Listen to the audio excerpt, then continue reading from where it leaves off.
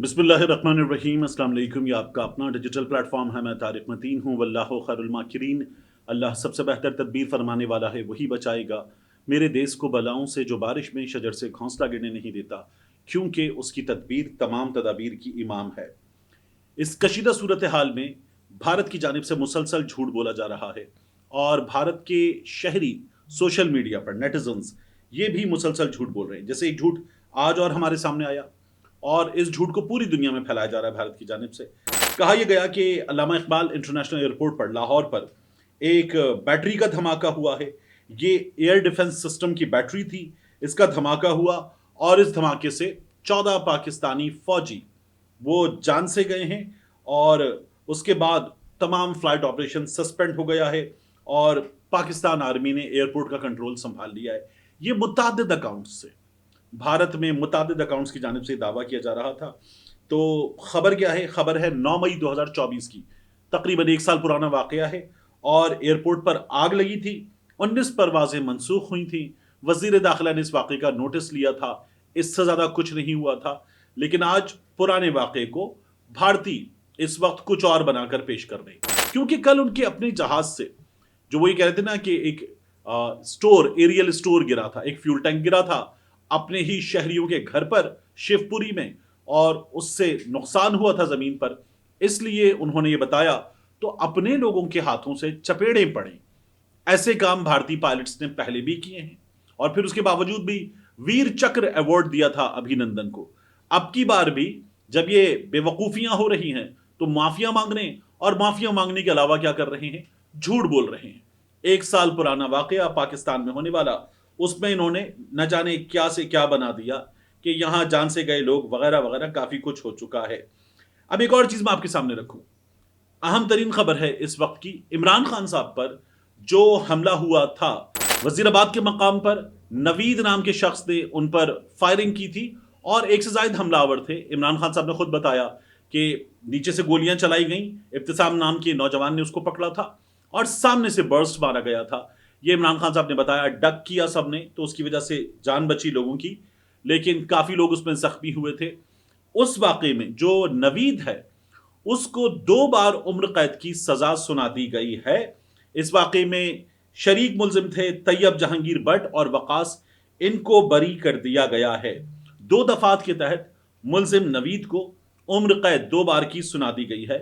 लेकिन इसमें एक हमारी हुकूमत का, हमारे सिस्टम का, इमरान खान से बुग़्ज़ रखने वालों का एक ट्विस्ट मौजूद है, वो मैं आपके सामने रख देता हूं। नवीद के वकील हैं मियां दाऊद। ये जो मियां दाऊद साहब हैं, ये जज साहिबान के पीछे केसेस वगैरह करके उसको अपना बड़ा क्रेडिट लेते हैं कि उनके पास सबूत थे, और उन्होंने मज़ाहिर नक़वी साहब को इस्तीफे पर मजबूर किया। उसके अलावा भी उन्होंने काम किया था।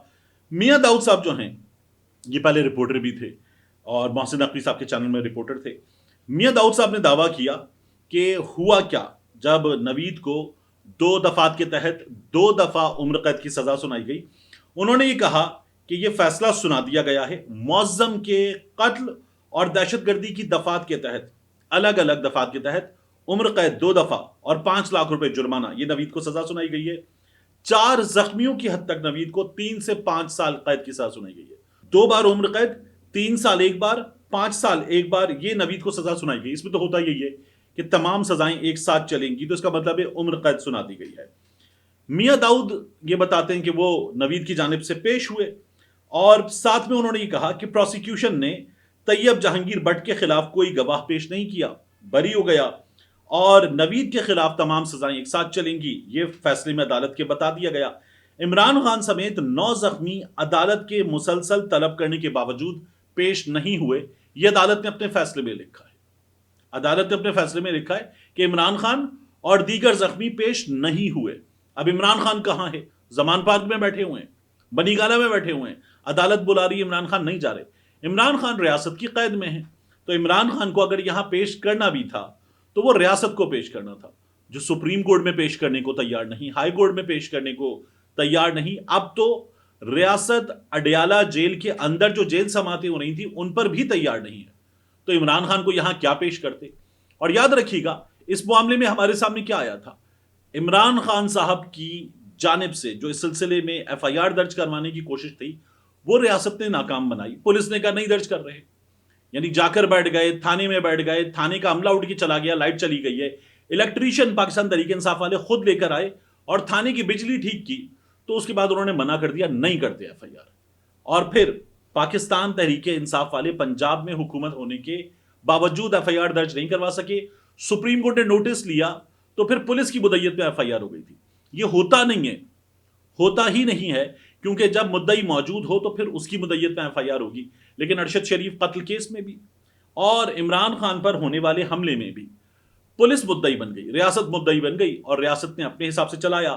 عمران خان صاحب کے حوالے سے جو یہ بات کی جا رہی ہے کہ عمران خان صاحب اور ان کے وکلا یہ ثابت کرنے میں ناکام رہے کہ عمران خان کو گولیاں لگیں, میاں داؤد کہہ رہے ہیں, تو عمران خان عدالت میں پیش ہوتے تو ثابت کرتے. یہاں کچھ بھی نہیں کیا گیا ریاست کی جانب سے, اور اس کے بعد یہ بتایا جا رہا ہے کہ نوید کو 2 اور دفعات کے تحت اور معظم کے قتل کی وجہ سے یہ سزائیں دی گئی ہیں.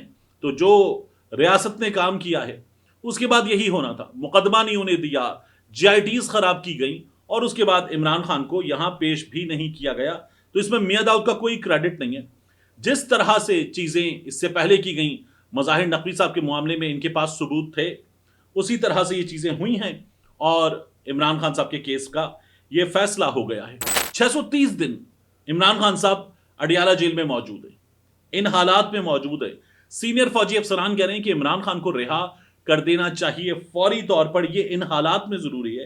لیکن اس کے باوجود بھی ریاست نے عمران خان کو مقید رکھا ہوا ہے, عمران خان کو ریاست چھوڑنے پر آمادہ نہیں ہے. نوید کے بعد میں آپ کو بتاؤں جاوید لطیف کی بات. میاں جاوید لطیف صاحب جو ہیں انہوں نے یہ کہا ہے کہ لاکھوں فوجیوں کا پاکستان میں ایک سپہ سالار ہے. Army chief general Asim Munir کی بات کر رہے ہیں, اور وہ کہتے ہیں کروڑوں نوجوانوں کا سپہ سالار ہے نواز شریف. فوج کے سپہ سالار کی باری بعد میں آئے گی, پہلے قوم کا سپہ سالار نواز شریف بھارت کو للکارے گا. میاں جاوید لطیف صاحب نے دعویٰ کیا ہے. میاں جاوید لطیف صاحب, آپ اگر واقف ہوں تو آج army chief general Asim Munir صاحب نے بھارت کو پاکستان ملٹری اکیڈمی کاکول میں پاسنگ آؤٹ پریڈ کے موقع پر للکارا ہے. اور اس سے پہلے یہ جو اوورسیز پاکستانیوں سے آرمی چیف صاحب کا خطاب تھا, وہاں پر بھی وہ بھارت کو مخاطب کر رہے تھے کہ تمہاری 13 لاکھ فوج کیا کر لے گی. دوسرا, میاں نواز شریف صاحب سے تو بار بار مطالبہ ہو رہا ہے. ہر شخص گریبان پکڑ کے کہہ رہا ہے کہ بولیں, آپ بولتے کیوں نہیں ہیں؟ آپ اس ملک کے 3 بار کے وزیر اعظم ہیں اور میاں صاحب چپ ہیں. میاں صاحب کی آواز ہی نہیں نکل رہی, میاں صاحب بول ہی نہیں رہے. مطلب میاں صاحب بولے اس معاملے پر, لیکن میاں صاحب خاموش ہیں, بالکل خاموش. ان کو تو میڈیا پوچھ رہا تھا لندن میں بھی, میاں صاحب تب بھی نہیں بولے. تو میاں صاحب بولیں گے تو بات بنے گی نا, میاں صاحب نہیں بول رہے. اب آپ کہتے ہیں کہ یہ کروڑوں نوجوانوں کے سپہ سالار ہیں, تو یہ کیسا سپہ سالار ہے؟ یہ سپہ سالار بول ہی نہیں رہا, خاموش ہے, مذاق اڑوا رہا ہے قوم کا. تو میاں صاحب سوچ لیں, آپ خود بتا چکے کہ میاں نواز شریف صاحب کو حکومت بنانے نہیں دی گئی. کس نے نہیں بنانے دی؟ اس سوال کا جواب آپ ہمیں خود دے دیجئے. اس کے علاوہ میں آپ سے عرض کروں, مریم نواز شریف صاحبہ بولنے, وہ بھی نہیں بول رہی. یعنی نواز شریف تو نہیں بول رہے, ان کی بیٹی وزیر اعلیٰ پنجاب ہوتے ہوئے بھی نہیں بول رہی. اور مریم نواز شریف صاحبہ کے بارے میں اگر کوئی یہ سوچے کہ ان کا ٹویٹر 2-3 روز سے خاموش ہے, تو وہ دیکھ رہی ہیں مسلسل ٹویٹر. ایک اکاؤنٹ ہے پٹوارن, وہ نیشنل جیوگرافک ٹائپ کا وائس اوور کر کے مسلم لیگ نون کے لوگوں پر شدید تنقید کرتا ہے. پٹوارن, مریم نواز شریف صاحبہ نے اس اکاؤنٹ کو بلاک کر دیا ہے. تو وہ ٹویٹر دیکھ رہی ہیں, تمام چیزیں کر رہی ہیں, لیکن مریم نواز شریف صاحبہ اس وقت بھارت کے خلاف کچھ بول سکیں, یہ ان سے بھی نہیں ہوا ہے. اور آخری چیز جاتے جاتے میں آپ کو بتا دوں, بھارت نے ہی کہا تھا کہ ہم پاکستان کا پانی روک دیں گے. میں نے آپ سے کہا تھا کہ پانی روکنے والا اچانک پانی زیادہ چھوڑ بھی سکتا ہے. وہی کیا ہے بھارت نے, اور دریائے جہلم میں پانی چھوڑ دیا ہے. شدید طغیانی ہے, بعض مقامات پر جو سطح تھی اس میں 7-8 فیٹ کا اضافہ ہوا ہے. کئی جگہوں پر شدید طغیانی میں لوگوں میں خوف و ہراس بھی ہے. تو دونوں چیزیں آبی جارحیت میں کی جا سکتی ہیں, پانی روکا بھی جا سکتا ہے اور پانی بے تحاشا چھوڑا بھی جا سکتا ہے, جس سے سیلاب کی کیفیت دشمن کی حدود میں پیدا کی جا سکے. ملتے ہیں انشاءاللہ آپ سے اگلی ویڈیو میں.